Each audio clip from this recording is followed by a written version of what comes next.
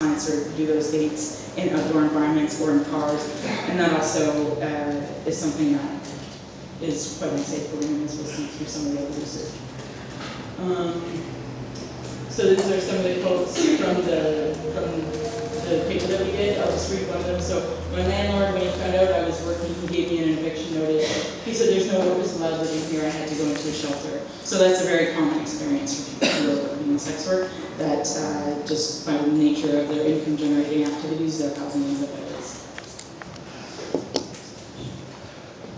Another major structural barrier for women is just the stigma that women are facing. I think, we're here talking today about the gendered experience of HIV, and one of the ways that I think is operated, and I think particularly in the health atmospheres, for women who do sex work to report that risk activity, as it's considered, to their healthcare providers is a big deal. I mean, that just, there's a huge barrier to that because of the stigma and discrimination that they're going to face. And that barrier, or that conversation, just the idea of having that conversation with healthcare providers and what kind of a look or what kind of mistreatment or treatment they might receive afterward, keeps women away from healthcare. And that's hopefully something that we'll be talking about a bit more today. This is one of the papers that came out of the Nokia research, just basically looking at the stigma issue. And click through a couple more. Okay, so this is evaluating programs and policies. So another thing, as I mentioned before, because we have this background study going on, anytime there's new programs implemented or new policies implemented, we can do a bit of a before and after analysis to be able to evaluate those things. But then also embedded within our questionnaire, new programs that come up that are going to be around for a while, such as the MAP ban, we're able to ask a few questions about that. So we asked women, how often, if they are at all accessing the MAP ban, what kind of things they get from it, and so on. And that's helpful for the MAP ban, so they can see what kind of response they're getting from women and what kind of needs there might be, gaps, if there are any, that type of thing.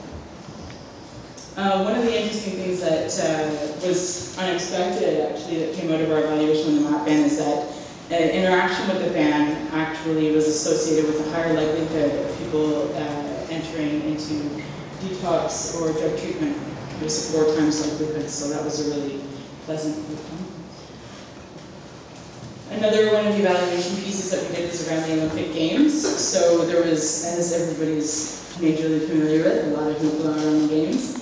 And one of the big things that was in the media law was that there was going to be this influx of trafficking, and that was the major issue from sex work. And we did, talk to women beforehand, and there was actually evidence previously from elsewhere that says that doesn't really happen, but there are risks to sex workers in the environments where these mega events are happening.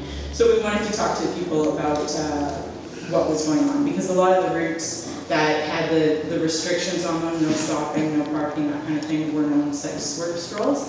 So we knew that was going to have an impact on them. So in terms of findings, we did find that exposure to the games, so basically working in environments where the games were happening, led to 4 times likelihood of police harassment and 7 times likelihood of difficulty meeting clients. So of course we had no stopping, and also there was heightened police activity, especially along the Kingsway Stroll. And yeah, we didn't find any evidence of this influx of traffic. One of the great things about the research that we're able to produce here in Vancouver is that it has an impact beyond Vancouver as well. So now with the London Games happening in the last couple of years, when this report first came out, it was also kind of heard in those environments, and then sex worker rights advocacy organizations, they are able to take that evidence and use it in that setting as well, which is great.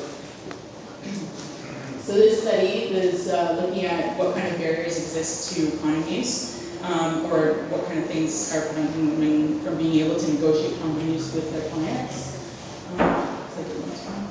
So some of this was pretty startling, but so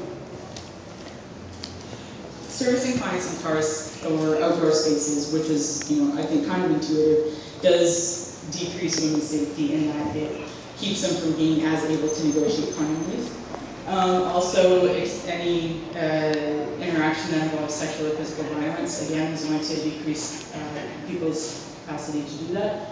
And we found that if people had red zones, so I think people are familiar with red zones, so I've been arrested and you get told where not to go, that also decreased people's ability. We're unable to kind of like tease out the mechanism of that factor, but I can imagine it has something to do with people feeling like they need to rush because they're not supposed to be spotted in certain areas.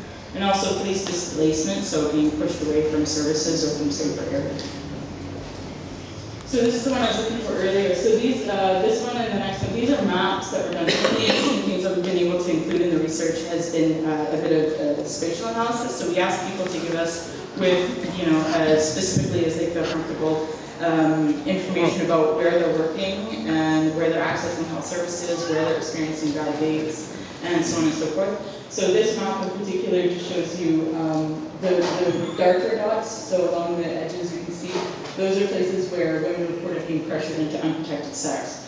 So when we talk about people being marginalized, this is the really, I mean, literally at the margins of this picture is where that's happening. So by pushing people away from, you know, more central and inhabited areas of Vancouver, we're increasing the risk of being pressured into unprotected sex. This map is another one that was generated from the same type of information, and it's also very interesting. So the lines on the map, they're showing up pretty red, but so all that red stuff, those are areas where people feel like they have to avoid working or they're avoiding those areas because of police presence. But then if you see the circles that are overlaid, which for the most part coincide with those red lines, those are where people are accessing health services. So we see what ends up happening is that when people are working, they're avoiding the areas where they're accessing health services. So all the nice condom distribution and needle distribution that we're doing in all these health providing centers is not always accessible to people because they're avoiding them for these other reasons. And another more recent study, so this is correlates of gender-based violence. So this one is you know, quite disturbing in that, you know, over an 18-month period through the MACA data, we were able to see that 57% of the women had experienced physical or sexual workplace violence, and 25% of the women reported being raped in that time period.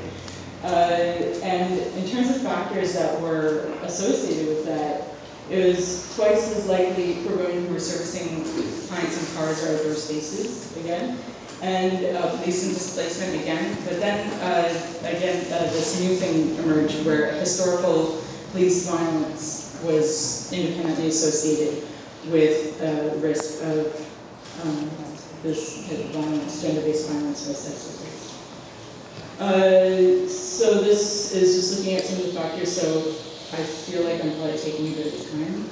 We're getting close. Yeah, so I'm going to skip through the next few slides. But this study was just basically it was a more focused group-based study in that it was more qualitative, more discussion-based again, and we were trying to talk to women about their experiences with enforcement, and you know, positive and negative, and just looking at what sort of factors it was that would women assess themselves as being involved with increasing or decreasing their safety. So lack of legal recourse, lack of protection, and over-policing. So over-enforcement, under-protection is a theme that comes up over and over again. Let's see. There's a few of these. Okay, so there, I got two. There's one. Enforces, as we've seen this come up, and police harassment without arrest. All of these things have come up as independent factors with this increased risk.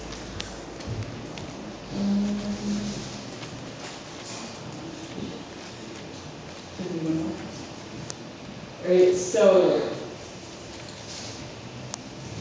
this is basically, we're coming back to like, how does the research work? How does it engage with people? How do we take all these findings and, you know, you don't want to, it's not something you want to just sit there and go, okay, we know it. No, obviously these things are things that are supposed to push us into action. This is now that we have the evidence. So what we're hoping and what we know that this study basically operates to be able to do is to put into papers such as these and publications as evidence that can be used by policymakers what people, and I think everybody in this room has known anecdotally at least for years and decades.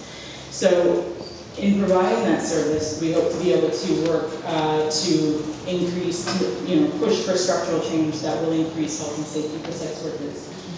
So this is one of the things where it brings me back to the constitutional challenge case, because that is, I think, the best example of how structural change can take place that can really make changes that will affect women's lives. I think, as you've seen through the evidence, the enforcement of the laws as they currently exist and the kind of ambiguous legal setting for sex work in Canada right now is playing out to some of its most tragic ends here in Vancouver. And, you know, we're really hoping that with, as the Ontario case gets to stay in court next year, we'll see what happens ultimately with that case. But this evidence has been used to support the constitutional challenges, both here and in Ontario, and yeah, we're remaining hopeful about that. I'm not going to go through the rest of the slides. I just want to kind of sum up by saying that, you know, it's a great privilege to do the work at AESHA and to continue to be involved with community organizations here and to be able to hear women's stories as they share them with us every day. I think it's incumbent on all of us to take a look at the history and some of the successes that we've been able to experience here in Vancouver with respect to harm reduction. 15 years ago, we'd be sitting in this room talking about how we have to get a safe site open. Mm-hmm. That happened. We'd be talking about how we have to stop talking about point-for-point distribution and start talking about just open distribution. And each of these things that are victories, like, we're capable of this, and I think we have to take that energy, take those victories, not rest on our laurels, move forward, and create the same safety for women. Thanks very much.